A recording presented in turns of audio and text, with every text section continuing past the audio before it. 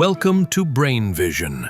So here we have givens on a wheel. We have a radius of the wheel of 0.2 meters, and then we have the linear velocity of the wheel, so 50 meters per second at t equals 3 seconds, and then we have the tangential acceleration of negative 10.0 meters per second squared.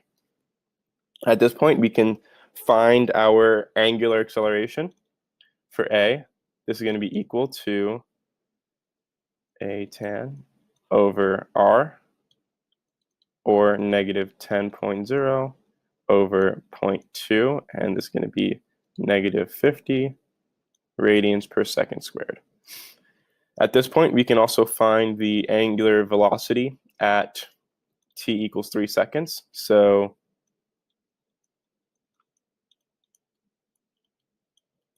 this is going to be equal to the linear velocity divided by r. So it'll be 50 divided by 0.2. And this is going to be equal to 250 radians per second. I apologize. 250 radians per second. And then to find the final velocity, we simply need to take this. We have to take this and say omega f equals omega initial plus alpha t. And then we can solve for omega initial. So omega initial will equal omega f minus alpha t. So we're trying to solve for t, the angular velocity at t equals 0 seconds. So at this point, we can say, okay, alpha initial equals 250, what we just found, and then minus the angular acceleration of negative 50 times 3 seconds. So this will be 400 radians per second. So this will be the initial angular velocity. And then for C, they're asking us for the final angular displacement. So omega f equals, theta f equals theta initial plus omega initial t plus half alpha t squared. And this is going to be equal to 0 because we're starting from 0. So this will be, we can just substitute directly and say 400.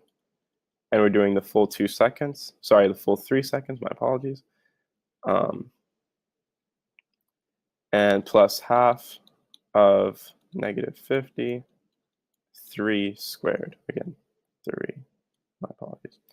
So this is going to equal 975 radians. And this will be equal to your final angular displacement. For D,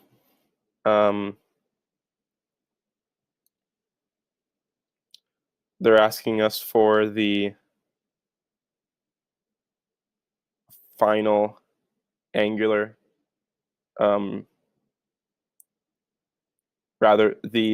angular velocity needed such that the radial acceleration is equal to g. So we can say d, a radial equals v squared over r, which equals r omega squared, which has to equal g. So that means that omega is going to equal radical g over r. And we can just say 9.8 divided by 0.2.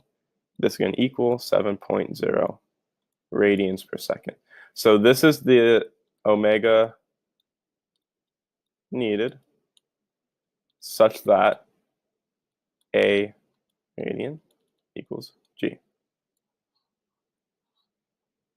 So that would be your answer for D. And that's the end of the solution. Thank you for watching.